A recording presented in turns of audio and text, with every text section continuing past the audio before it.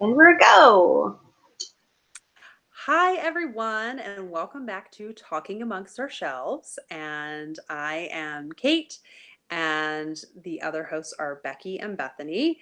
So, if this is your first episode, basically what you need to know about us is that we love books a lot. And we also love to talk about them. Yes, hence the books in the background. I sadly, the bedroom is where most of my books are, and so there's not very good light, but also plus Arthur's sleeping in there. So anyhow, this episode we're very excited because we're going to talk about one of our most absolute favorite things, and that is mysteries. um so I think maybe we'll just kind of take turns going around talking about different mysteries we like. And oh, you know what, I'm going to get the live chat open on my phone so I can see if anybody had like any questions or mystery recommendations they were looking for. We are more than happy to do that. So I guess I'll start out with kind of an author spotlight. So let's see. I grabbed four of hers. Okay. Um, so my favorite mystery author, and she's very much not a cozy author, but my favorite mystery author is Ruth Rendell. And let's see, this is the first in the Inspector Wexford series. This is From Dune with Death, and this is from 1964. Um, so her career spanned quite a bit because then her last book before she passed away was published in 2015. Oh, wow. Yeah, so it's a very long career. And I just think her books are very special in that there is social commentary in them.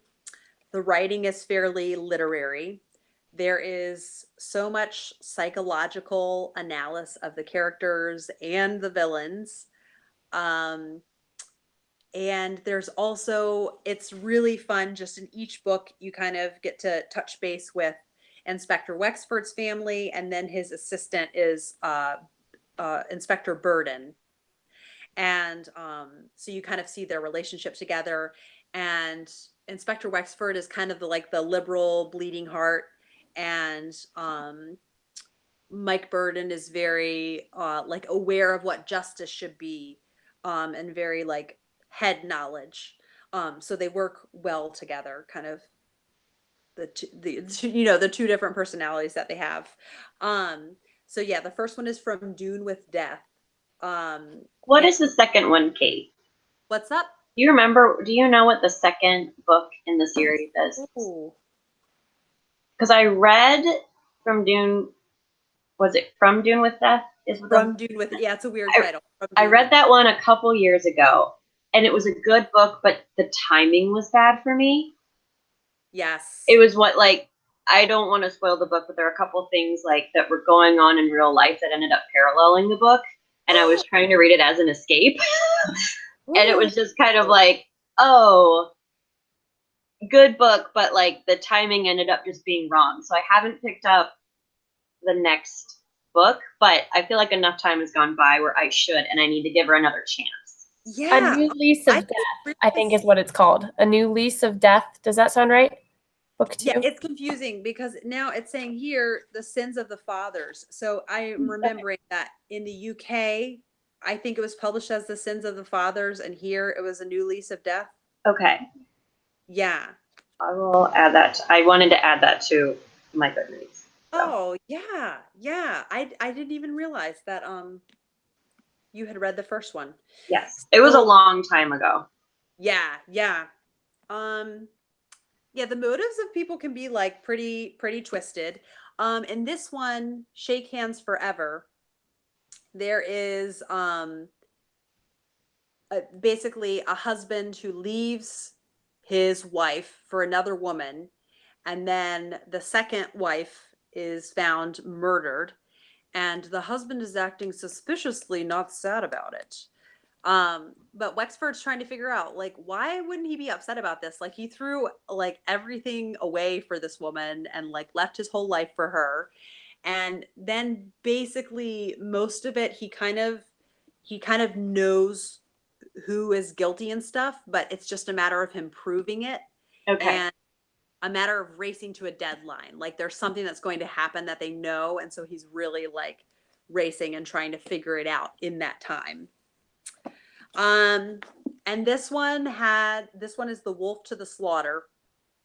And none of the plots, like, kind of, not none of them, but a lot of them just sound kind of standard when you say them, but it's the way that she writes them that makes them interesting. This is just like there's someone missing, and the person who they think killed her is also missing, and they're just searching for them. But it's the way that she tells it, the pacing, and there's a twist, and it was really cool and unexpected. And I think twists, I don't have to have a twist to enjoy a mystery, but a twist really is like a big bonus to me.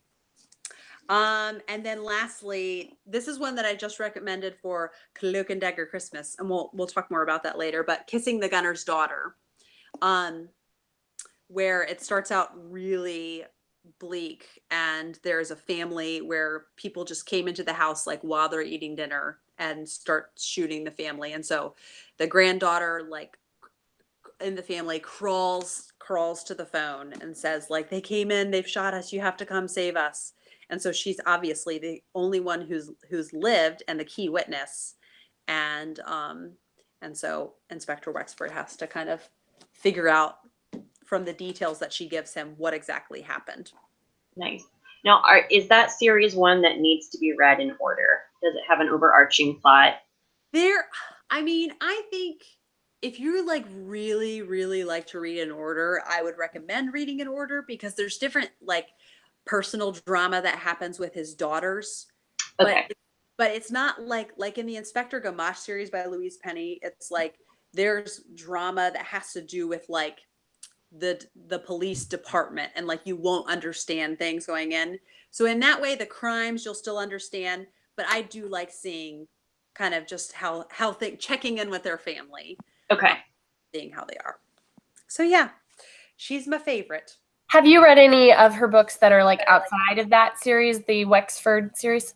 Yes, I've read one called The Secret House of Death, and that was really, really gripping.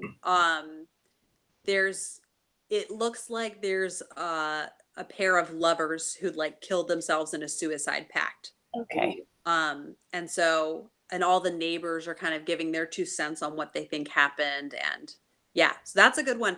And that's a thing I have a lot of hers ahead of me, because she has lots of standalones, and then also she wrote under the pseudonym Barbara Vine. Oh. Yeah. Cool. Yeah. So there's a lot. Yes. So Bethany, do you want to go? Do you have? Sure. I'll talk about Mary Stuart real quick, because Becky is my Mary Stuart supplier. She buys, I think she's bought all of my Mary Stuart books that I own. I'm pretty sure. There was one you found in a bookshop. In New York. Yeah. Mm-hmm. Okay. So I stand corrected. I'm sorry. I'll be right back. Oh, you're fine. I'm listening. Okay. You're good. My favorite is The Moon Spinners, which I do not have a copy of with me because I lent it to my dad. And I lent out my copy because it's so great. Oh, it's wonderful. It's such a great book. And that one is about a young woman who's traveling in, oh my goodness. It's a Europe. Isn't it Greece? I don't remember if it's Greece or if it's Crete. Maybe. It might be. I wish I had the book so I could have like thumbed through it and found that out. But anyway. It's set in the Mediterranean. In the Mediterranean, she's traveling and kind of stumbles upon some strange, mysterious things going on, and meets another European man there. And I don't want to like give any spoilers, but no, that like things happen in the very first chapter. Oh, it's so gripping. I love that about it. It's just like you're constantly like, okay, what is going to happen with this? What's going to happen next? What's going to happen next? And it's like suspenseful, but without being dark, if that makes sense. So that if you're into thrillers, but you don't like gory or gruesome or really heavy thrillers, Mary Stewart might be like the best, maybe not the best. I haven't read all kinds of mystery authors. I like the past 2 years is just when I've started getting into reading mysteries. So, but she's been like the best I've read so far, being really like mixing that tame sort of thriller with a mystery. And then this one is Nine Coaches Waiting, which I think this is Becky's favorite. If I actually think Moon Spinners might be my favorite, okay. but there's a story behind why that one's my favorite. So, yeah. But Nine Coaches Waiting is a very close second. Same with me. So yeah, we're right on with the same taste. This one is interesting because she's in France, and the people that she's staying with, because she's a governess, they are French, and they kind of, the language ends up being part of the suspense. Yes. And playing into that because she doesn't speak the language. So, oh, it's so good. Or she does. Oh gosh. Does she? No, she fakes it. She We fakes find out in it. the That's very right. beginning. I'm like, wait. Because They want an English. They want an English governess. She pretended to speak it, or she pretended not to and found things out that way. So, but yeah, okay. Not to, Becky? Huh? Is it that she pretended not to know French? Yes. So, because they really wanted an English governess, I think. They really wanted an English governess, so she was really playing up like, I'm British. I am as British as you can get. I am so British, I do not know French. That's it. Okay. I was thinking, wait, doesn't she end up finding things out that she's not supposed to know? Yes. But in any case, oh, it's so good. Still, again, suspense, but without gory, gruesome, heavy stuff that's like, ooh, there's a person in the closet with a chainsaw going to come out at any moment and hack people to pieces. I don't think I can handle that kind of a thriller. I'm laughing because that would never happen in a Mary Stewart novel. It's pretty far-fetched. She does have a formula with her books, but it works. So, as I think Kate has gone and said it before. So, and then the Ivy Tree was another one. I think we read these, like Becky and I read several of them as buddy reads, if not all of them. I think all three were buddy reads. Yeah, we love 2016 and 2017. So fun. I don't think I've read a Mary Stewart on my own other than maybe Thorny Hold. Maybe. No, I think you read Thorny Hold on your. I think everything else we've done is a buddy read. Pretty sure. Kate will read one, and then Bethany and I will be like, "Oh, we need a buddy read that." So Kate's already read it, so it has to be the two of us. Yeah, I think she does have a formula, but you know what? I just say, like, if you like the formula, if it ain't broke, don't fix it. Exactly. Right. So did you guys both read Thorny Hold? Yes. But we read that one separately. We read it separately. We didn't read it as a buddy read. Yeah. Okay. And did you like it? Yes. I did. Nice. Yeah. So the only one that you haven't touched on that's like way up there for me is This Rough Magic. Wait, that's one. I still need to read that one. Yeah. Oh, you so need. Hint, hint, buddy read, Becky. I know. It's on my shelf. I got it. Yes. Seriously. Right. Like, it will make your reading month whenever you do read it. I'm excited. It's so fun because it's one of her longer ones, and so she has time to kind of like play with the characters. Okay. And give lots of like really just fun details. It's a really nice mixture of just a spirit of fun about it, but also a really like edge of your seat plot that you wonder what's I love that. And a really feisty heroine in this one. Ooh. Love that too. Yes. Fun.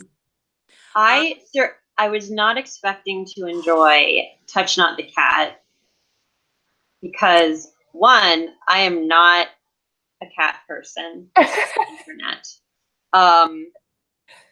Which is so I saw the word cat in the title and I was like, oh no, this is going to be a little hard. And there are a couple kind of magical / supernatural elements in here that I normally do not enjoy. But she wrote it was from the 60s. Yeah, exactly. But she wrote it so well that this one I ended up really enjoying and flying through. And it was fun because Bethany and I had the same edition. And I think, was it this one that we were like, we were reading at one point, we were reading the same chapter at the same time. And so we were like live texting each other. And we'd be like, no, wait, you're a faster reader. You're like 1 page ahead of me. You need to like slow down. But this was a pleasant surprise because it still has a bit of a formula, but that extra like supernatural element, which I don't normally enjoy. Yes. I actually ended up being something I really enjoyed about this story. So anyway. And I really liked the romance in it. Yes. It was very sweet. And It was. yeah, this one got a little bit steamy in the end. It did. It did. Like, whoa. I do think this was one of her later ones. Mm-hmm. But I mean, she has some that were written in like the 90s, doesn't Oh, she? that's true. Like the Rose Cottage was much later.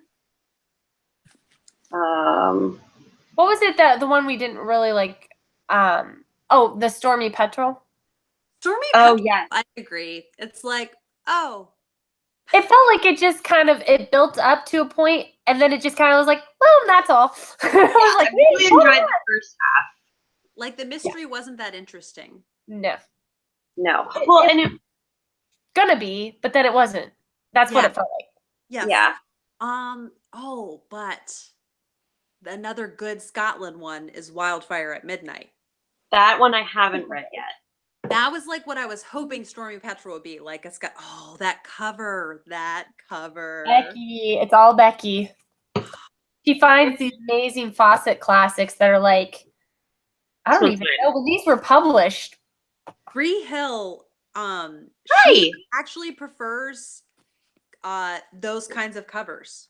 Bree Hill just joined us, by the way. Hi, Bree. Hi, Bree. That is so weird. I didn't know she had just joined us. Yeah, she had just typed, and I was going to read it out loud, and then you mentioned your name. So I was like, oh, Kate got it. And I was like, I don't realize Kate she's watching now. Mentioning you. That's too funny. Oh, okay. So Bree says, this is a good question. What mystery writer or books made you a mystery reader? So I did say at the beginning, and it is Ruth Rendell, and I read A Sleeping Life. That was the first one I read. It was in the Geneva Library, actually, Becky. Oh. So I did read like some mysteries as a kid, but I did read like some Nancy Drew, and I enjoyed them, but I wasn't like, oh, I love the mystery genre now. But when I read A Sleeping Life, and I'm like, whoa, I did not know mysteries could be this way. It's just the way she told it. Someone is missing, and then simultaneously, there's a really famous author, best-selling author, who they think is linked, like knew this person, and he's out of the country. And so it's just Wexford piecing things together. So yeah, Ruth Rendell was mine. So for me, I read mysteries a lot as a kid, to the point where the only thing I would read, there were two genres I would read. I would basically read mysteries and historical fiction, and if it wasn't that, I was reading The Babysitter's Club. I was just gonna say A Babysitter's Club. I may have been slightly obsessed with The Babysitter's Club. The best part is The Babysitter's Club had The Babysitter's Club mysteries, which were like a separate little part of the series that kind of went in between the regular stream of the books. And then they had The Babysitter's Club super mysteries, which were a little bit longer and like super scary. You know, scary when you're like 9. So the Babysitter's Club mysteries were some of the earliest mysteries I read. I also read a lot of Boxcar Children. I read a lot of Encyclopedia Brown. I read the Mandy mystery series. I was obsessed. Bethany knows I was obsessed with those, and like I made her read them when we were kids, so she could talk about them with me. I read Trixie Belden, which I'll talk about in a little bit. I read more Hardy Boys than I did Nancy Drew. Surprisingly. I heard Hardy Boys had kind of maybe more varied of plots than Nancy Drew. I don't remember. We just had more Hardy Boys around the house. So for some reason, I was like, as much as I enjoyed mysteries, I was such a wimp as a kid, and the covers of the Nancy Drew books always kind of scared me. Oh, that's funny. For some reason. But the Hardy Boy covers didn't look as scary to me. So, although now I look at the Nancy Drew covers, I'm like, I don't know why at all I thought this was scary. And I do kind of like regret I didn't read more Nancy Drew as a kid, but I ended up reading more Hardy Boys. And then in probably 7th or 8th grade for school, I had to read part of Sir Arthur Conan Doyle's The Adventures of Sherlock Holmes. Oh. And that was when I was like, yes, mysteries are my jam. And then I started reading Agatha Christie, like middle to late high school. And how did you hear about Agatha Christie? Did like your mom recommend her? No, a friend of mine in high school was like, oh, if you like Sherlock Holmes, and I was running out of Sherlock Holmes to read. And she's like, well, then you should read Agatha Christie if you're running out of Sherlock Holmes. So then I started reading Agatha Christie. So yeah, so love Sherlock Holmes so much. I actually haven't read, oh no, I think I reread A Study in Scarlet within the last year or two, and I made my husband read it as well. But I read these and like reread these so often in high school because I just loved them. And then I mentioned earlier too, Trixie Belden, which I feel like people don't talk about Trixie Belden as much as they do Nancy Drew, but I actually, and again, I enjoyed Trixie Belden more than Nancy Drew as a kid, partially because in the Nancy Drew books that our generation is familiar with, like the yellow ones that are a little slimmer, Nancy's 18. When they were first written, she's 16, and then as she got older, it didn't really make sense for her to be out of school, so they made her a little bit older so she could be out of school and driving a car. But Trixie Belden is younger. She's like 12 or 13, maybe. And she's best friends with this girl that's her neighbor named Honey. And they're just two best friends. And Trixie is very spunky and definitely has some character flaws. She's not nearly as prim as Nancy, partially because she's younger. But one of the like random obscure things I loved about Trixie Belden is she called her mom Moms. And so like they were written, I think the first one was written in the late 40s and the others were written like in the 50s. And so they like bleed 50s nostalgia. And she's like, hey moms, I'm doing this. Hey moms, I'm doing that. And she's got a couple older brothers that she's like always running around the farm with. Anyway, that's so I love funny. And I hadn't read these in a long time, so I'm slowly starting to pick them up and reread them, and it's so much fun. I actually think I'm going to I pulled this one out because Kate, you had hinted at Cloak and Dagger Christmas, and I think I'm going to be reading some Trixie Belden for Cloak and Dagger Christmas. Oh, so I'm excited. So yeah, long list, but that's because as a kid, I pretty much mysteries, historical fiction, and Babysitter's Club were pretty much all I read. Laura says she's read a couple of Dorothy L. Sayers books, and she's still new to mysteries. And I think Dorothy Sayers I think she's a really good one to start with because there's such a love of just mystery in her book. So I think that's really fun. So Bethany, what was your journey into mine? Elizabeth Peters and her Amelia Peabody, actually. When my family would drive to go visit my Opa, we would go out there which Opa is Dutch or German for grandfather. But in my case, Dutch. I'm Dutch. So we would go visit him in New York, and it was like an 8-hour drive. So we'd listen to books on tape or CD, depending on what vehicle we had at the time. And it was like Crocodile on the Sandbank was the beginning. And I just remember like we listened to the story, and Emerson, her husband later in the first book, it's like just the male lead or whatever.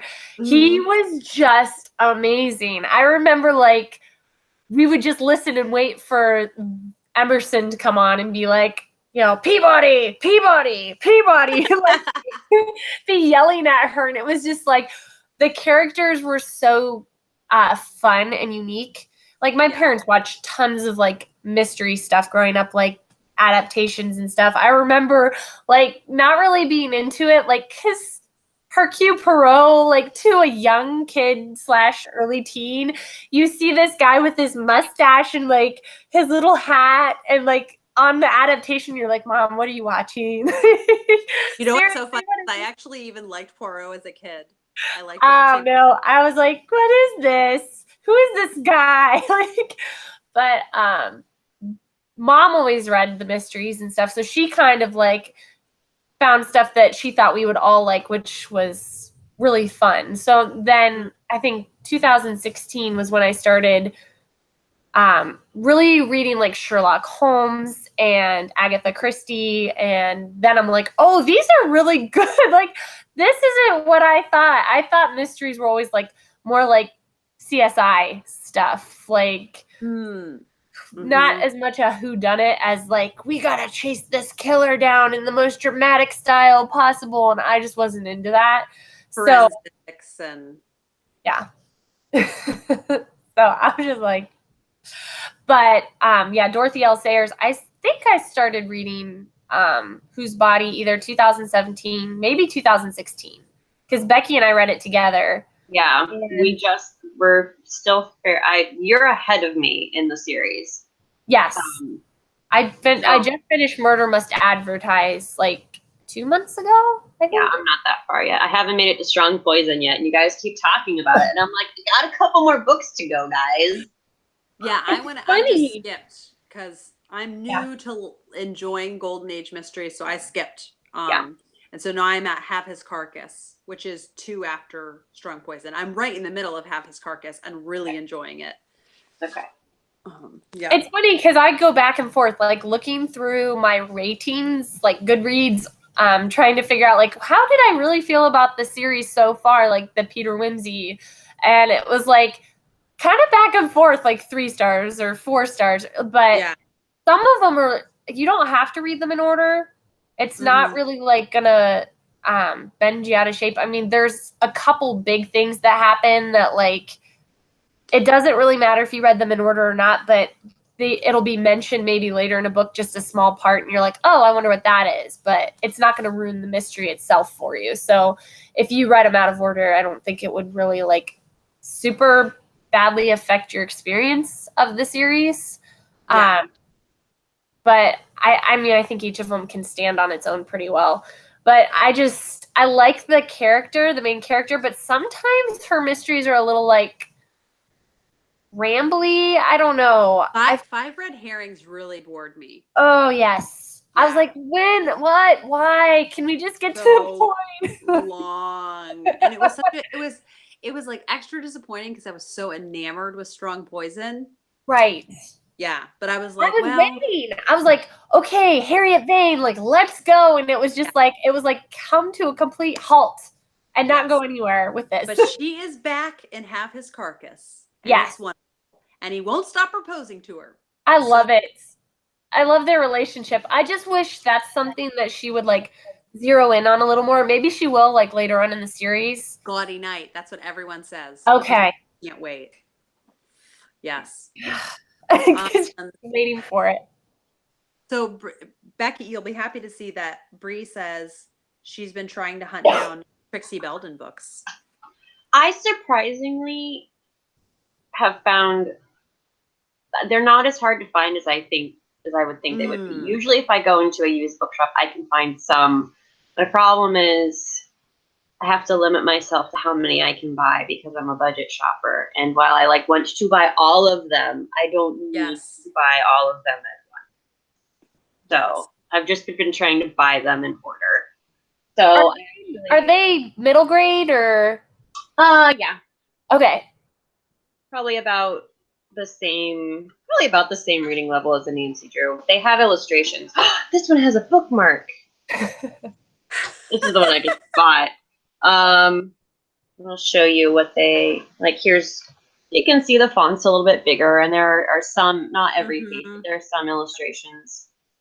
Excellent. Throughout. So probably like a late elementary, middle grade level, but I just love them. And again, they're just so 50s that I love it.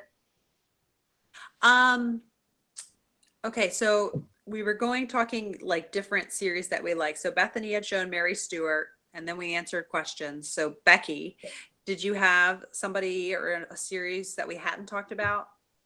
I'm obsessed with the Flavia DeLuce series. Oh. Obsessed. I think there's a book coming out in January, and I'm hearing it's going to be the last book. But you know what? Wasn't it only supposed to be like 6 books, and then he expanded? Yeah, I think the series actually went on a little bit, which honestly, I respect when an author knows when to end a series, because as much as I love revisiting characters, I do think it can get to a point where you jump the shark and it just starts getting a little bit ridiculous. So the fact that Alan Bradley seems to know what he wanted to do with his character and is like, nope, series is ending. I respect that. And the last book, or the up-to-date book that came out this year, is a Graves, a Fine and Private Place. And I think like I could feel the series starting to wrap up. So I had to look it up because I was like, wait, is it ending? I don't know what I'm gonna do if it's ending.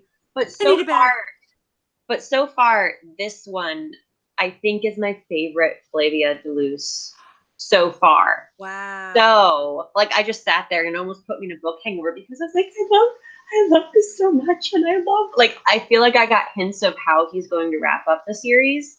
Mm-hmm. And if it goes the way I think it goes, I'm going to feel very satisfied. So the reason I held up this one is because I'm Half Sick of Shadows is one that takes place around Christmas. This is the 4th book. But I will say you do have to read the books in order because there is an overarching plot that goes through them. And if you read it out of order, you will be confused. And some of the other books won't have as much meaning if you jump around. So the first one is Sweetness at the Bottom of the Pie, which I do not own because I really like the hardcovers, and I just haven't found a hardcover yet. So, but anyway, I love these. If you're not familiar with the Flavia DeLuce series, it follows an 11, almost 12-year-old girl named Flavia living in 1950s England. She's an aspiring chemist and loves chemistry, is a bit of a loner, lives with her father and her 2 sisters and a couple of help. Like they've got a housekeeper and a kind of butler, gardener, jack of all trades. That's one of her few friends, and it's just great. And they're sweet and they're charming and they're beautifully written, and they've got a little bit of a morbid sense of humor, which I love. But it's not. But they're not like super gory. They're just occasionally she'll say something that you're like, that should not come out of a 12-year-old's mouth, but it's absolutely hilarious. Yes. Yeah, it's like the perfect series for you. It is. Mm-hmm. There was one time Bethany was reading something. She sent me a screenshot. She's like, I see why you love Flavia. Flavia actually acts out on her dark thoughts. I just think them. But Flavia is basically me if Evil Becky were to come out a little bit more. Well, Becky, I love it. My gosh. So great. Yeah. Evil Becky is my alter ego that thinks really mean things, and then nice Becky is like, no, don't do that. We're going to be nice. How very Hufflepuff of you. You're the sweetest. You just come across as the sweetest person. So that's extra amusing to me. That's the reaction I get a lot. And then sometimes I'll say something like, how did that come out of your mouth? I'm like, with Evil Becky, shove it down. Shove it down. Adelbeck says, have any of you read Mrs. Polifax by Dorothy Gilman? Those were the first books I read in English, and I love them. I have not even heard of them. I have not. Me either. Tell us more about them, because the name intrigues me. Polifax. I will have to. I'm adding this on my Goodreads now. Yeah, I'm looking it up too. Because I have not heard of these. Dorothy The Gilman. Unexpected Mrs. Polifax. The first book. So it's a series. Yes. Ooh. It says Mrs.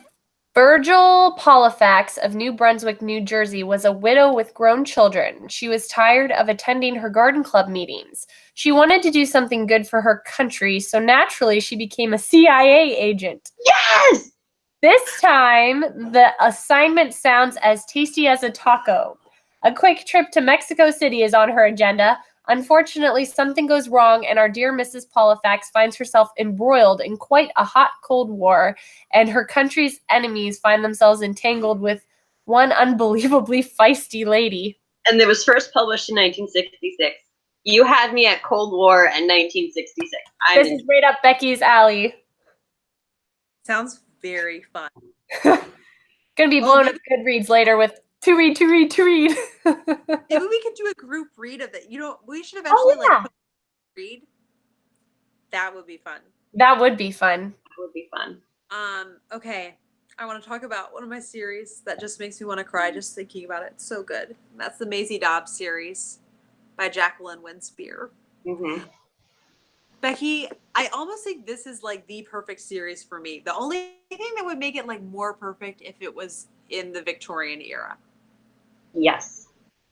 So this has like the amount of character development that I expect out of novels and not mysteries, but then it also has really interesting mysteries with like really like interweaving plots and like complicated motives that I love. There's a little bit of romance in there, and you get to check in with like characters regularly, like her mentor and her best friend and her dad. And I also love that it's like somebody she's just really tough. She grew up with not a lot of money and then kind of taught herself a lot until her mentor took her under his wing, and then served as a nurse in one of the most bloody wars like that have ever been. And she like what I like too is like she has to deal with that, like all of the trauma that she saw, all of just like these wounded men, just these broken men. And so she has to deal with that and process it. How far are you in the series, Kate? I think my next one is Elegy for Eddie, which I think is the 8th or the 9th one. Yeah, that's the last one that I read. Okay. And I don't remember what number it is, but yeah, that's a problem. Oh no, I do think it's number 9 because I'm on the wait list for the audiobook for number 10. Okay. So then I've read the first 8. Yeah. And she's still hanging out with them. But it's really nice because the library always has them available as audiobooks on Overdrive. And I really there's been 2 different audiobook narrators and they're very similar sounding. And I really like both of them. So yeah, and there's also, of course, something that I think all of us love in mysteries are lots of cozy domestic details. Yes. One of my favorite things about the series is the setting, because they are historical fiction mysteries, which my childhood, like those 2 things combined. But I think Jacqueline Winspear does a really great job of writing the setting and just immersing you in Maisie's world, which I really enjoy. The books are a little more melancholy. They are. They have like an ache to them. Yes, which I think fits with a post World War I era for someone Maisie's age, which I really appreciate. And especially in the United States, we do not think about World War I very often because we were only in the war a year. It has so much more of an impact and so much more meaning over in Europe. And so I feel like it's really kind of the forgotten war over here in the United States, even though we did have boys who were over there. So I appreciate it too, because it kind of brings to light, even though the series is set in England, I feel like I'm kind of able to explore this era that I think a lot of us over on this side of the pond kind of forget. And it's interesting that you would say that, like the US was only involved in World War I for a year, because the people that I heard talking the most about Armistice Day were Europeans. Oh yeah. Yeah. So that was interesting to me. Yeah. Okay, so continuing the rotation, Bethany, did you have another series you wanted to talk about? Well, not really a series. Well, yeah, I guess this is a series. The Hercule Poirot, like I was talking about how like off-putting it was as a kid, but you know, starting to read 2 years ago, like Agatha Christie's. I started with I don't remember if I started with Miss Marple or And Then There Were None, but I read them around the same time. And I read like 3 books into the Miss Marple series, and I thought, oh, this is nice. You know, it's interesting. But then I was like, okay. And then Murder on the Orient Express was coming out as a movie, and I thought, oh, I should read the book first and then go see the movie, because of course the book is gonna, you know, be better, usually is. So I was like, all right. I didn't realize there was like a whole order to all of the books and stuff. So I started at the beginning, which, oh my goodness, what was the first one? Styles, I think, is Yes, I was gonna say Murder of Roger Ackroyd, but that wasn't the first. Yeah, that's the 4th. So I don't remember any of the other numbers. I remember those 2. Yes. So I really liked this one. I think this was one of the first books I read this year. And it was like a 5-star read for me. And I was like, oh my goodness, yeah. I'm like, let's do Hercule Poirot. Let's read all the books. So that's been fun. I like some, and then some I'm like, yeah, like The Murder of Roger Ackroyd, I wasn't as thrilled with because I figured it out. That one's my favorite. I That know and Then There Were None is probably my favorite. I figured it out, and I'm like, no, oh, and I was so mad because I was like, I didn't want it to be that person. I'm like trying not to spoil it for anybody who's watched it, but I was a little bit bummed about that because usually I don't figure it out. Like, probably the worst sleuth in the history of. And I will say, I just full on confession, I was fine with Murder on the Orient Express, but it's not one of my favorites. I personally think it's a little overrated. So I do feel like, as you were saying, some mysteries are like, yay, and some mysteries are like, oh, there is a little bit of a different flavor. Like, Kate, what did you and I, buddy, read? Sparkling Cyanide? I was about to say. Yeah. Did I read that with you, Kate, or with you, Bethany? We did. We like didn't discuss it all that much. We like texted a little bit. I think we were both kind of busy, and like we ended up reading it, and like one of us started it and then took a break or like finished it later. I couldn't remember who I buddy read it with. But that one, like, I remember being really engrossed in. And then there are some others that I pick up and they do take me a little bit longer to get through. So that being said, there's an Agatha Christie for everybody. You just have to find. Oh yeah.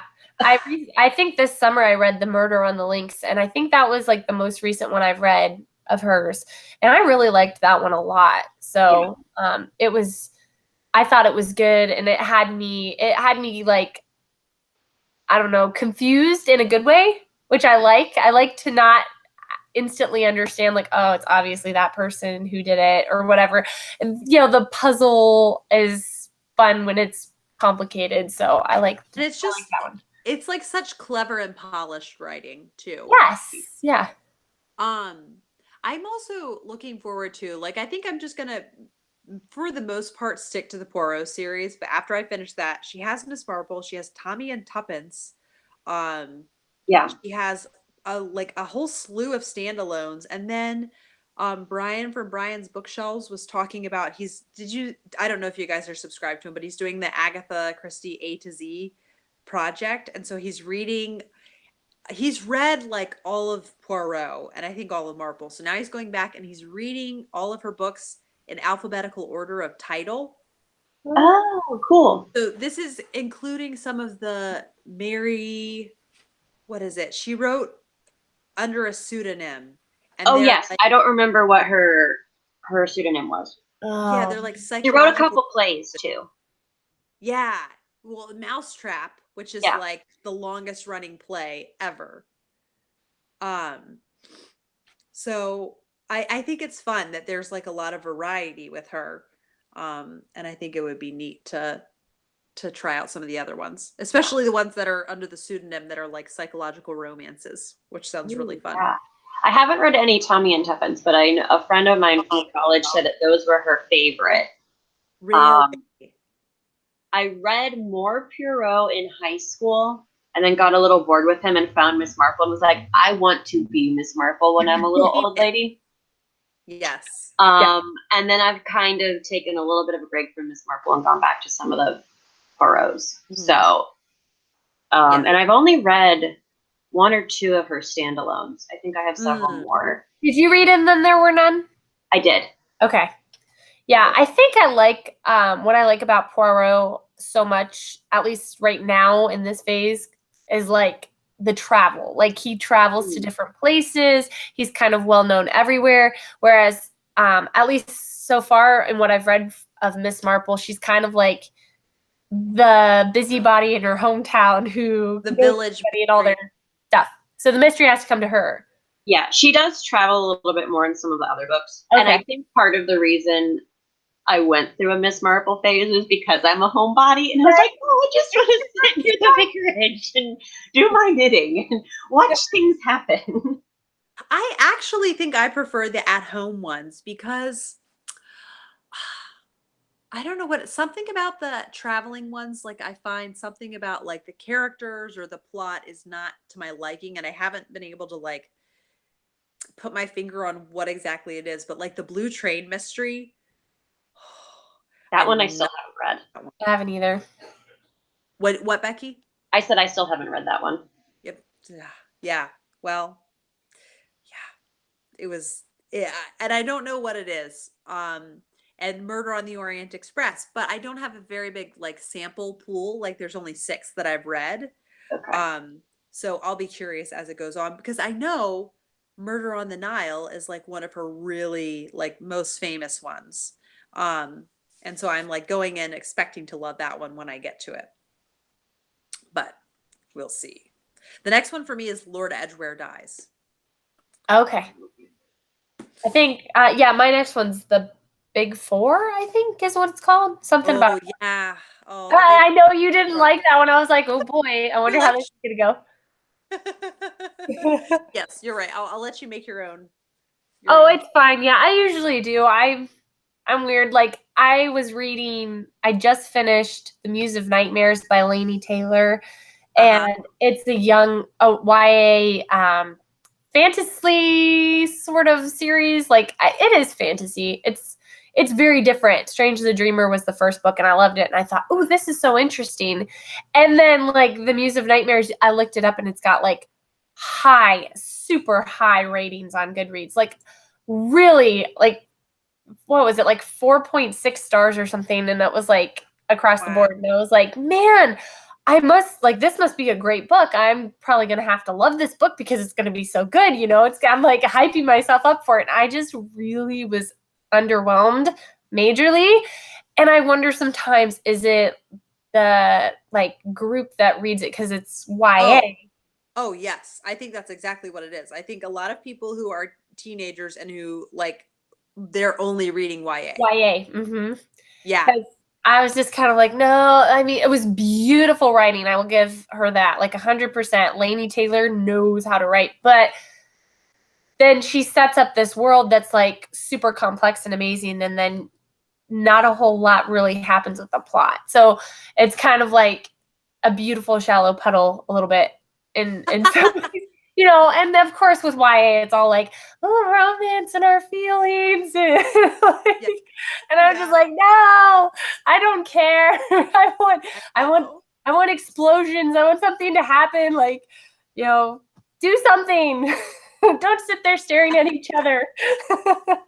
But that's the thing with expectations on like mysteries. It's like, oh, this is like really highly rated. Am I going to love this or is this going to be one that's kind of more of a flop for me? So you kind of have to know your taste going into it and know like, oh, okay, yeah, I like this kind of mystery, or, maybe not this kind as much. Because the Peter Wimsey series, like I was saying, it's good, but I can tell already it's like not my favorite. Like it's been kind of mediocre throughout. Yes. Whereas Mary Stewart, it's just like, oh yes, I love these. You know, I can rate them like 5 stars, like 3 books in a row. So Yes. it's just Yeah. interesting. I'm that way with Flavia de Luce. I really enjoy it if I read it, like if I read them occasionally. Like I Mhm. can't marathon them, and then I'm very happy to read them, and I'm like, oh, this is really fun. Like I'm really glad that I read that, and now it's fine. I'll just wait 4 or 5 months until I read the next one. That's how I am with Maisie Dobbs. Like I That's so enjoy funny. Maisie Dobbs. I really enjoy the audiobooks, but I can't. I think there have been a couple times I've done a Maisie Dobbs back to back, and that was because all the other audiobooks I wanted were unavailable, but the Maisie Dobbs was Yes. next and I needed an audiobook. So I was like, okay, I'll do another one. But it's been Elegy for Eddie, I think I listened to over the summer. So by Mhm. December I'll be ready if the audiobook if it comes to me. There are a lot of holds on it right now, but if the audiobook is ready in December or January, that will be Yes. fine. I've only read 2 of the Maisie Dobbs, so I need to get Mhm. I need to continue on. They were just, like you said, melancholy. And at the time that I started reading them, there was a lot of already melancholy things going on in my life. And I'm just like, Mhm. nope, nope, Oh yeah. No, nope. they're sad. They're Yes, sad. So but I good, can, in a good way. Like, yeah. they're really well written. And I loved Maisie. And I was just like, oh, yeah, I'm going to pick these up later. So, Yeah. Yes. And I think that's something really important to know as a reader is what you can tolerate and what your reading moods right. are. And it's okay if some people like a book and it wasn't for you. Yep. Yeah. It's Yeah. okay. Mel from Mel's Bookland Adventure says every book has its reader. It's true. Yes. Absolutely. Okay, another series that I've only done 2 in, but I just gobbled them up and I can't wait to read more is the Lady Emily Mysteries by Tasha Alexander. Ooh. So this first one is And Only to Deceive. And what I love about it is there is like a ridiculous amount of romance in it, which Yeah. is really fun. These are so I'm trying to think. Like they're just so they're like um oh, am I still on? Yes. Oh, Sure. it disappeared for a second. It was weird. Um, it's like an ice cream sundae of a mystery. It's just like ooh, who's gossiping about who, and it's like everyone else's drama, like that. I don't have this drama in my real life, and I'm really glad. Um, Are they and Victorian? Like yes, set in they're the Victorian? Yeah. Victorian, and it starts out where she is a widow and she really didn't know her husband at all. I think like they lived together for like 3 months and then he went away on a trip and died on the trip. Mm-hmm. Um, and you know this all like the first chapter, so that's Yeah. why willing to disclose that information. But yeah, it's very fun and it's very like ooh, all these secrets and everything. So the only problem though is like the speed that I read through them, then I the plots seem a little bit hazy later on. I don't think that's totally the speed you read them though, because Okay. I listened the first one I loved and I listened to the audiobook, Mm-hmm. but I was I was driving when I was listening to it and I thought I was missing things because I was concentrating on my driving. And then my library didn't have it had the third one on audiobook, but it only had the second one e-reader. No physical copy, it was an e-reader copy. So I Oh, read that one, and that one reading it, I felt as though the plot, one moment you're like in the parlor, and the next moment you're in the yeah. kitchen, and there's only a sentence that kind of links you between the It's like two. boom, boom, boom. Yeah. Mm. Yes. So that I was like, oh, okay, this is just the writing style. I'm Yeah. not actually missing things Okay. while That's listening to the audiobook. And then the third one, I think I did audiobook again, and that one I enjoyed more. So for me, the interesting. medium in which I listened to them made a big difference. Yeah, because That's I very didn't enjoy the second one, okay. Okay. but I I loved the first one. I think I actually enjoyed the second one as much. So I'll be curious what I think of the third one. Because sometimes you get into a series and the second one is like the sophomore slump. Hmm. Um, so yeah, I'll be curious. Becky, did you have another series? Um, yes, I do have one more series, and it's a series that I'm only more recently going through, and that's the Father Brown series by G.K. Chesterton. Oh. I read and I'm going to get the titles mixed up. I think The Wisdom of Father Brown might be the first one. It's either that or The Innocence of Father Brown, and I might have them switched. One of them I read on my own. One of them I read with my book group. And this one is like a nice old vintage one I found in an old bookshop that I have yet to read. It's The Scandal of Father Brown. A lot of these, they're usually short stories, a collection of short stories. They do read like, these were even written a little bit before the Golden Age mysteries of the 20s and 30s. A lot of G.K. Chesterton's short stories were written like 1908, 1910-ish. So they're a little bit older. So you kind of have to have that mentality going into them. But I love the character of Father Brown. He's this unassuming, plump, sweet little priest that has this insight into human nature. And the other great thing that I really enjoy about G.K. Chesterton is how he weaves in like little wisdom or little parables into his stories without necessarily sounding too preachy, but there definitely is a little bit more of a spiritual side to them, which I really enjoy. So far, I've only read G.K. Chesterton's fiction. I haven't read any of his like more nonfiction stuff. My book group just read The Man Who Was Thursday, which was very confusing and mind-blowing all at the same time. Like, all of us were kind of sitting there like, what did we just read? Well, I picked up on this. Like 10 of us like reading, and I really can't even say, you kind of have to read the story going into it blind. It's part of the experience. We decided that that's part of the experience, and that's probably what G.K. Chesterton wanted us to do when you read that book. So can't really talk about that. But anyway. I'm very intimidated by the Father Brown mysteries. Oh, really? Yeah. What seems, they're short stories, so they're not super long. What do you find intimidating about them?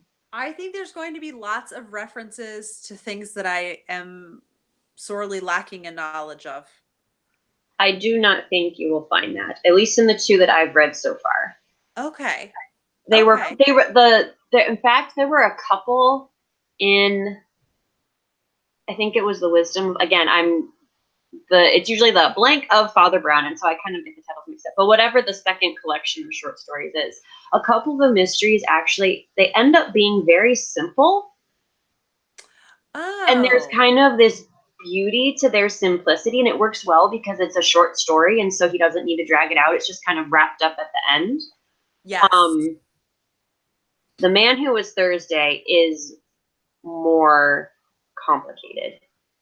Okay. And that one I recommend reading with somebody, but that's not a Father Brown mystery. So far, I haven't found Father Brown necessarily too heady. Okay. Or too cerebral. Some of G.K. Chesterton's other writings are more cerebral. Yeah. And maybe I'm kind of projecting that onto the Father Brown series. I love the TV series. The TV series is really fun. And I do think the TV series is set more in the 50s.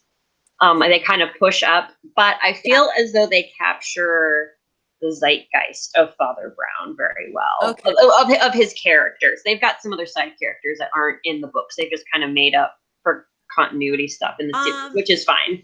Lady Felicia's chauffeur, what's his name? Oh, I can't remember, but I know who you're talking about. Is he in the books? Oh, no. Okay. I'm really excited, though, because there's an episode coming up, the next one, where he goes undercover as a priest. Oh, I don't remember how far John and I are in that series. So I can't remember if I've seen that one or not. I think we did, but I don't remember what happens. Okay. We do have a couple more comments. So Adelbeck says, Mara from Books Like Whoa. That's a fun channel name. I'm not familiar with that. Made a series of videos of what she named Project Poirot, where she reads all the Poirot novels and short stories and talks about them. Wow. She did a superb job. That sounds really fun. That does. And then Bree Hill says, do you find you prefer older mysteries or mysteries set in the past over contemporary mysteries? Do you feel that the believability is higher the further in the past the setting is? That's a really Okay, good question. it is. All right, I know actually right off the bat part of my answer, and I know I don't prefer as much. I won't like leap at a modern setting cozy. Like if it's going to be like a hard-boiled like literary mystery, I'm more open to a modern setting. But if it's a cozy, I'm like, "Oh, modern setting." Well, if it's in England, I'll do it. Yeah, I I think didn't. it's because too a lot of the more modern cozies like they all blend together, and then I get overwhelmed and I'm like, "Oh, which series is which?" And you know what I mean? Um, Yeah, so I think it's just my weird. I haven't actually read any like modern setting ones besides the Agatha Raisin. yeah. I've only read one other series that was more that I can think of anyway. That was a little more modern, Mm-hmm. and it was almost too cozy for me. It was well written for what it was, Right. but it was just I was not the reader for that book. And I think you're right. I didn't really put the two pieces together, but I do think most of my favorite cozy mystery series Uh, are also historical fiction. and I can't. There's no data to like contradict it because I haven't tried any besides Agatha Raisin that are modern settings to know that I wouldn't like them. But I Yeah, think it's that the setting is like such a big component of the mystery. So it's like, what variety of mystery am I in the mood today for? Like you're like ordering off a menu. yeah. I do think too, especially mid-century, so like 50s, 60s, that's my cozy space. I've loved that era since I was a little kid. Yes. Um, like anyone who knows me in real life knows that. I Yeah. sometimes have dressed kind of obnoxiously vintage. Like I just love that. So for me, reading something that's set in the 50s or 60s, I just like eat it up. And I think that's another reason why I love the Flavia series is because they're set in like Yes. 1950, 1951 England. And Flavia's family is still kind of recovering from the war, um, which I also appreciate. But yeah, but if you were to say, but I don't think I would find a historical. I've read some cozy mysteries that are set in Victorian times, but I don't gravitate towards those as much as I do those set in the early to mid 20th century. Yeah. I think, and also then do you find you prefer older mysteries or mysteries set in the past? And I think it just depends on the mood that I'm in. Like Yeah, sometimes I feel like I'd like a golden age crime because it's just going to be like a puzzle and the writing will be clever. But if I look for character development more in newer ones. yeah, I think that like a separate thing too to that is books that are written currently but set in the past can read very differently than books that were written during the time that they're set. If you know what I mean, like Mary Stuart. Yes. But I read what was it, The Beautiful Blue Death by Charles Lennox? No, what was it? It's so confusing because the Yes. author and Name your main protagonist character after Charles. yourself and confuse everyone. Charles. All right, the author's Charles Finch. Thank you, Charles Finch. Luth, yes, But with Len. like that was okay, but I felt like it was like I wanted more to it than I Mm-hmm. got. And the same thing with the Veronica Speedwell. I only got to the second book, and the second book I was just like I was throwing my hands up in the air and I'm like, I'm done with this. It's supposed to be Victorian. What kind of a woman is this main character who she's completely secure in her self image and everything at 24 years old? Like, this is so unbelievable. I was like over it. Like, Becky's laughing because I ranted to her about it, I think probably a couple of times. And They I'm like, are very like oh, zany. I don't know. I Yeah. was just like so disappointed with them, but they're written by modern authors, but set in the past. And I think I have a harder time swallowing those mysteries than I do mysteries that were written during the time that they're set. Maybe like The Moonstone and The Woman in White by Wilkie Collins. Love those. Like they feel realistic. They're mysteries. They're fun. They're I don't know. But I know there's always going to be some that you're like surprise you and make you really like, I just haven't read enough of the modern authors who are writing mysteries right now to have a better idea of that. The couple I've read, I've been kind of like, it was all right, or Veronica Speedwell, where I was like, no, I'm not reading any more of these. I think too, Bethany, earlier in our discussion, you were talking about how you really only read mysteries in the last couple of years because you thought they were all going to be kind of CSI, more procedural.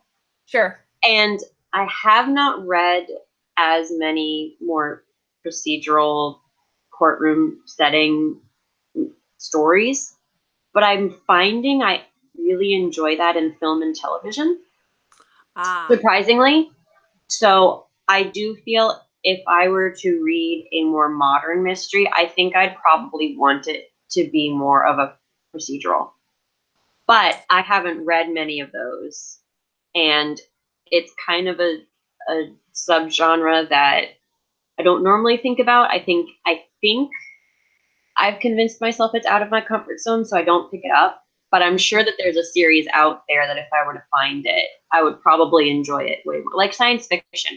I rarely pick up science fiction, and then when I do, I end up loving it. And I'm like, I think if someone were to ask me, do you like science fiction? I would say no. But I don't think I've read a science fiction book I didn't like. That's so funny. So I think, but I don't know.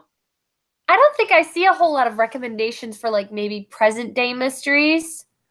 I'm not really sure. Is The Dry present day mystery? Oh, The Dry is, yeah. Okay. All right. I was thinking that was one I was interested in like reading. It's okay, it is like gritty, but it's so good. Okay. I can handle it to a point if it's like going to be like a really amazing novel, but that's part of the reason why I don't pick up most of the like present day ones, because I was just like, oh, is this gonna be? I want a fun mystery, not fun, but like you sit down and it's a relaxing read. I know The Dry is not gonna be that, so you kind of have to like prepare yourself. You have to brace yourself. Yes. Yeah. Looking it up on Goodreads. Yes. Okay. Well, I will just do a plug for a series that you could possibly enjoy. Okay, I've got my Goodreads up, so. The Inspector Lindley Mysteries by Elizabeth George. Oh, I keep bringing those up, and I keep forgetting to pick them up. What do I have to do? What do I have to do? If you want, Becky, I will mail this to you, and you can borrow it. I will see if my library are harder to happen upon. But these are just astoundingly brilliant. I mean, so much character development, and there's so many quotes that I underline. I just love them so much. And so it's really neat also to see Inspector Lindley is a lord. He's Lord Lindley. And like Peter Wimsey. Yeah, totally. You like the lords. Except it would be Lord Peter Wimsey with lots of baggage. And then his assistant partner is Barbara Havers, and she totally grew up like very working class. And so it's interesting to see both of their perspectives. And like there's a murder at Cambridge University, and just to see their two different perspectives, like analyzing the different suspects and everything, is really fascinating. And there's lots of personal stuff happening, which is a big like bonus for me in a mystery. Like in the Maisie Dobbs series, I love that. And so yeah, I like getting to see all the personal stuff. So yeah, they're really like intense emotionally, so I have to like prepare myself for those. Okay. But I'm very, very attached to the characters, and they feel so real to me. Kate, from the novel Nomad, we read the series together, and we'll take like 2 or 3 months to read one, just because we really don't want to rush them. So we like always have one on the back burner. Nice. Yes. That's awesome. Yes. Death and Holy Orders, is that modern? Yes. Okay, that's one Becky and I are talking about buddy reading. I was like, ooh, that could be a good foray into reading some more modern mysteries. Yes, Totally, because it is like, it's definitely a little like the murder's like slightly more gruesome. Mhm. But it's totally something I think you guys could I mean, you guys haven't read My Brother Michael by Mary Stewart, have you? Yes, Yeah. we have. Okay, it's like, I'd say it's like kind of on the same level as that one. Cuz that's like I'd say that's the most like sinister Mary Stewart. I agree. Um, Well, of what I've read anyway, I was like, "Ooh, that's a little more dark for Mary Stewart." yeah, a Yeah. little in the dark. And Kate, I think you said the PD James ones you can read out of order. Because Yeah, you keep talking there's about Death of Holy Orders, and I looked it up, and it's like number 9 or 11 in the series or something. I yeah, was like, well, that's a lot of books to read before I can get to the yeah. next one. No, I would say like, yeah. In fact, because I think there's like a romantic relationship that Dalglish has. That's the only thing I can think of. But I think Death and Holy Orders might be where that starts actually. Okay. Or maybe it's the murder room. I can't remember. But it's like, I don't know. It just didn't feel significant enough to me that I'm like, whoa, I'm very confused. Why did I start here? And it just Okay. wasn't a thing to me. Because I think I was so wrapped up in the mystery actually in that one. Okay. Well, before we close, should we talk briefly about Cloak and Dagger Christmas? Absolutely. Yes.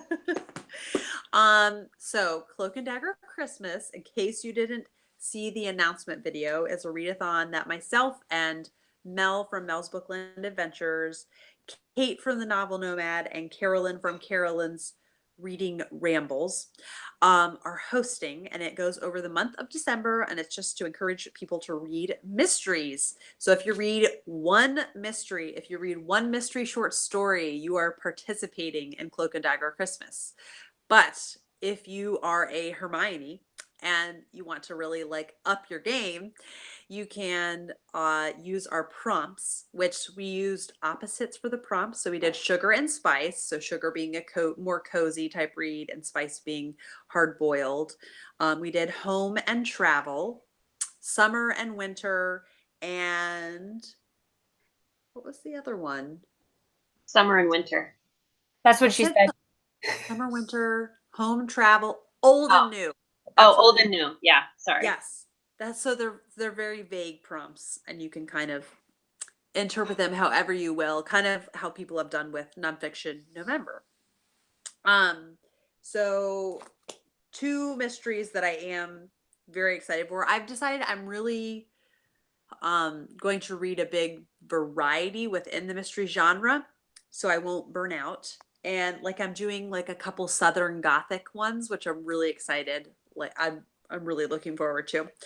But I did also get the British Library.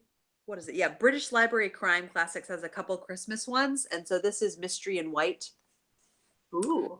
Um, and there's a group of people traveling on a train on Christmas Eve, and then snowfall brings the train to a halt. And That so they sounds like go. another mystery that's being set on a train. um, and then several passengers take shelter in a deserted country house, where the fire has been lit and the table laid for tea, but no one is at home. They are trapped together for Christmas, and they are seeking to unravel secrets of the empty house when a murderer strikes in their midst. Um, so yes, this is from the 1930s, and it's by J. Jefferson Farjan. I think that's how you say it. So I'm really looking forward to that one. And it is not very long either. It is 237 pages. And then one that I will definitely not be reading all of, but starting, that's the Big Book of Christmas Mysteries. Ooh. So this has, I think it's like 50 short stories. And it's neat because it really is a big span of ones that have come out more recently, but a lot that are older ones. And this was compiled, edited by Otto Penzler, and he is the proprietor of the Mysterious Bookshop in Manhattan. I actually got to visit the bookstore, and it was really cool. And the people there were like so excited to recommend mysteries to me, and it was cool because I felt like I was like doing like a matchmaking thing. They're like, so what kind do you like? And so then I said, well, I like Louise Penny and Elizabeth George. And they're like, oh, okay. And so then they kind of made recommendations. So it's neat because it says in the introduction, a lot of these are actually hard to get a hold of. Oh, Um, nice. yeah, yeah. And there's even one Victorian author, like a female author that I hadn't heard of, but there's so many names, it's so hard to keep track of. But there's also, of course, a couple Agatha Christie in there, and one that's not a Poirot Christmas story, one that I hadn't heard of. So there's just a whole slew of stories in there, and I'm really excited. Nice. Yes. I So, think because I am a bit of a Hermione and an overachiever, but I also have some other things I want to read during Cloak and Dagger Christmas, I think I'm going to double up on some of my reads. smart. So the second Trixie Belden book, the first book ends on kind of a cliffhanger. And I know in the second book she goes on a road trip in the summertime. And she's a young little sleuth because she's just a kid. So I think I'm going to count that for new, summer, and travel. Smart. Exactly. And it's also technically an older book because it was written in 1950, but that's if I'm like really trying to cram in things. I almost feel like I'm cheating if I count 4 in one book. But it has been a little while since I've read. One time I texted Bethany that I felt like I was cheating reading a kid's book. She's like, "What are you cheating against? It's your own list. Like, you can't with your reading." That's so funny. I think I was talking because I read some children's books during October, and I was like, I feel like I'm cheating, and she's like, they count, like, Yeah, read what you want. That's the point of reading. I know. And then a couple that have been on my shelf for a while that I keep wanting to read are Dashiell Hammett, so the Maltese Falcon and the Thin Man, which I've I seen. didn't know he wrote the Thin Man. Yeah. So Like I've Pickett seen Charles?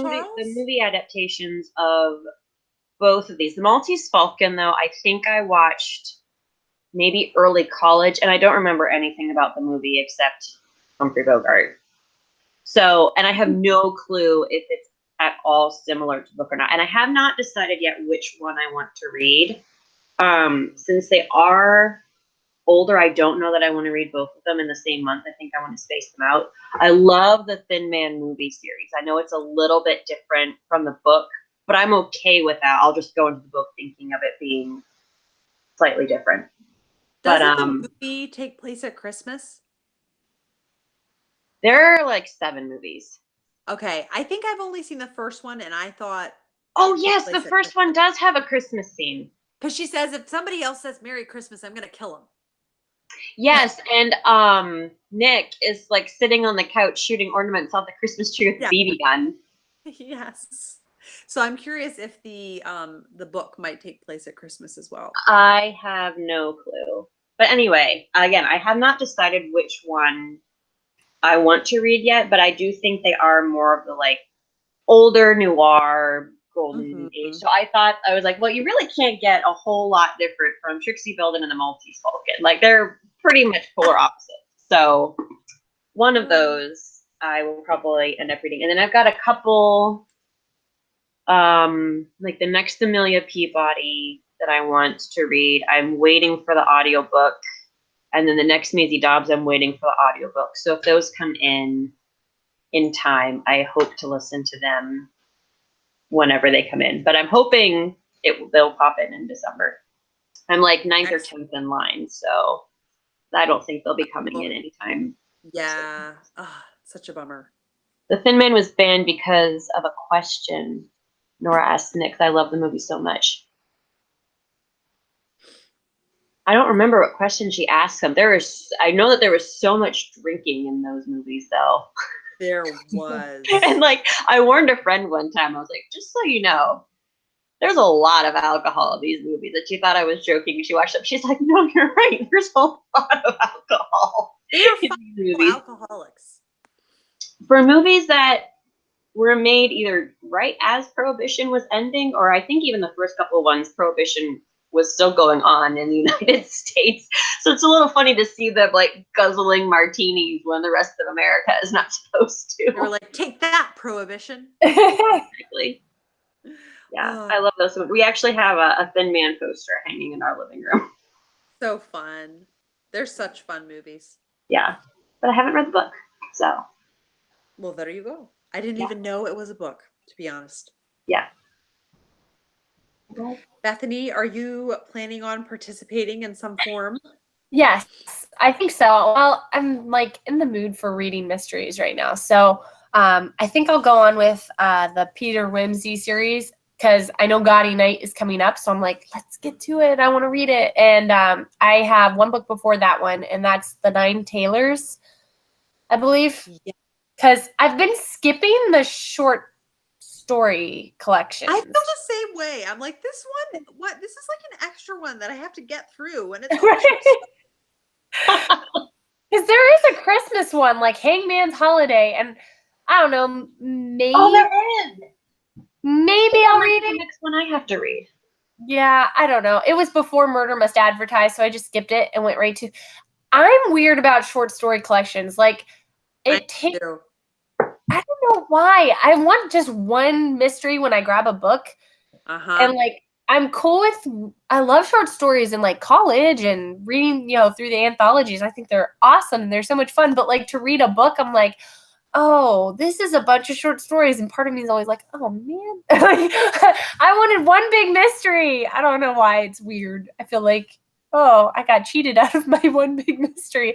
I've got all these little ones, and I think I lose interest a little bit, which is weird because you think they're short, so you can just go from little piece to little piece to little piece, but I don't know. It's almost like they're so short you can't get your head or your mind invested in them enough. Right. And that's the thing. That's how I operate. Like I like to get into a book and just be immersed and just completely like power through it. So when it's like a short story collection, it's like, you're kind of like, oh, I don't have a reason to go pick that up right now. I have a ton of distractions and I don't feel motivated to go grab that book because I'm starting a whole nother story and, kind of like I have to have my attention get grabbed all over again. I don't know. It's weird. I'm lazy. I'm a lazy reader. I want to be like in the story. When I actually sit down and read mystery short stories, I enjoy them more than I thought I was going to. So I don't know. Yeah. And Becky and I talked about Buddy reading Death and Holy Orders. So if I can convince her to do that next month. Yeah, I just need to see if I can get my hands on it. I would think. I would assume my library would have it, but once in a while there's something like my library does not have any of Dorothy Sayers mysteries. I know. I have to get it through Overdrive. That's the only way I end up. My library does not have a single. It might have Strong Poison, but it did not have any of Dorothy L. Sayers mysteries. Libraries are like spotty about having hers. I know Bookish Princess Emma. She was saying she had to her library didn't have many. Because I thought that they were so well known. I was really kind of surprised. So I've had to collect them when my used bookstore. Sometimes my used bookstore will have a buy two get two free deal. So when that happens, I'll get 4 Dorothy L. Sayers books. And awesome. Becky is a book finding wizard. She can find anything. She is. Not anything. There's still a couple books I'm looking for that I have not found. Oh, you'll find them. You will. They're really obscure. Be in a bookstore and be like, "Oh, what are you interested in finding? Do you need anything right now?" And I'll be like, "You'll probably never find it, but I've been looking for this book." And she's like, 10 seconds later, sends me a picture of that book. Okay, which version would you like? How? I think I just go to bookstores a lot. Part of it. She's just good. I don't know if it would be on Overdrive, but it was on my library's Overdrive, the audiobook, and it was really good. No, they didn't have the audiobooks either. Yeah, they didn't have a thing. Yes. Rude. So anyway, I would think that my library would have it, but I'll just need to double check to see if I can get my hands on it, or if it's that good, I might just need to order it. Yep, I'm flexible. If not, we'll read it at some point. not a Yeah, big deal. or get a Kindle edition or something. So yeah, but I would like to. And Kate keeps talking about it. So I feel like I just need to read it so I can understand. This is usually how buddy reads go. Is Kate reads something and then Bethany and I go, oh, we want to read that book too. Oh, we should just read it together. And I love it. I love it so much. I'm just going to start once a week just texting you guys Death and Holy Orders until you Call us your shadow readers. We're Kate's shadow readers. We follow along her shadow I love it. book recommendations. But then it's so fun because we can talk about my favorite books. Oh yeah, it's a perfect setup, Kate. It's like, what's better than discussing your favorite books? Let's just throw out recommendations all over the place. It's also great because I feel like Kate ends up doing all the work. She finds the book and then reads it and then says it's good. And then Bethany, you're like, okay, we'll read it too if it's good. Yep, she's got her whole channel set up. She's like spending hours of her time to give us these recommendations, and me and Becky are like feasting on her book recommendations. Taking advantage of your Kate curated TBR. Mm-hmm. Yes. Pretty much. You have a lot of influence, Kate. You I'm very touched. So Bethany, you said you're gonna skip to the next like Lord Peter like book. The Nine Tailors, yeah. Hopefully that's a book. I'm pretty sure it is. I think it is. Yeah. Every once in a while I'll pick up one and it doesn't say it's a short story collection in the like little blurb. And then you're like, oh, it is, which is fine. If it is, I'll just read it. But Right. I don't know. So we'll see. We'll see what the Tailors ends up being like. If I'll be like, okay, come on, I just want to speed read to get to Gaudy Night. I might end up doing that too in December. So we'll see. Oh, but are you sure there's not more in between that and I don't know. I don't think so. According to this, the Nine Tailors is book 11. Okay. And Gaudy Night's book 12. So okay. That would lead me to believe that you're right, that there's nothing else in between. I don't think so. I don't know though. Sometimes they're listed weird. Becky and I were having a hard time with that because my library had I think it was Clouds of Witness and The Unpleasantness at the Bologna Club in the same book. It was like a 2-for-1, and they're like book 2 and book 5. Yeah. Oh, weird. And so I was like, Becky, what is up with this? So I like read book 2, took it back to the library, then read the other intermediate books, and then came back to the library and picked up the same book again to read book 5. Because I'm like, what? That's so weird. So I don't know if it was a chronological thing, how it's listed on Goodreads, and that, or if it was like if I'm reading them out of order because of how it's listed on Goodreads. I don't know. Or if libraries just have it out for Dorothy L. Sayers.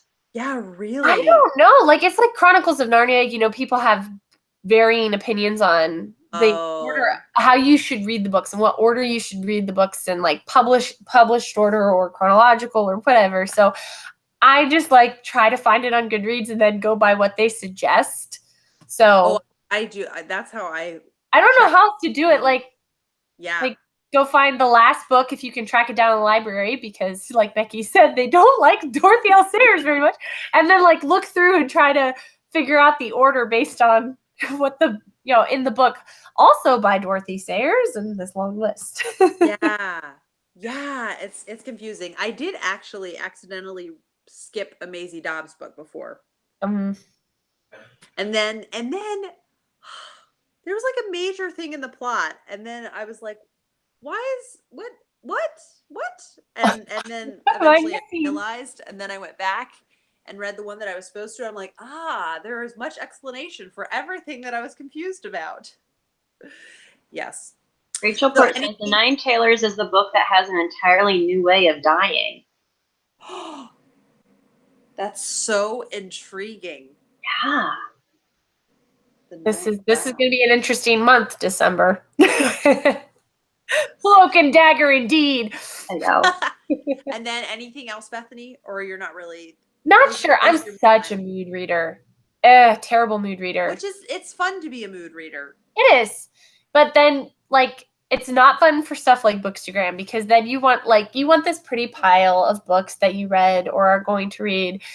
And mine ends up being this scattered, like, okay, I do maybe like 2 or 3 books at a time, and sometimes Yes. 4, and then I'm just kind of like, well, you know, my moods change. I had to force myself to get through Muse of Nightmares, like I was talking about earlier, because I was like, this is gonna put me in a bad book slump because it's like I don't want to read this. Like I'm feeling kind of bored and I'm slogging through it and it's huge and it's one of those things, and then it ruins your mood for the next book that was on your list because Oh, you're just like you got to find something to re-engage yourself or your mind, like excite you for reading. It's weird. But. totally. A recovery book. Yes. That's a good one. Yes. Which is Pat of Silver. Well, no, Mistress Pat, which is the second Pat of Silverbush, and Mistress Pat are the element. So that's what I'm reading right now to like get myself back to loving books. So, yeah.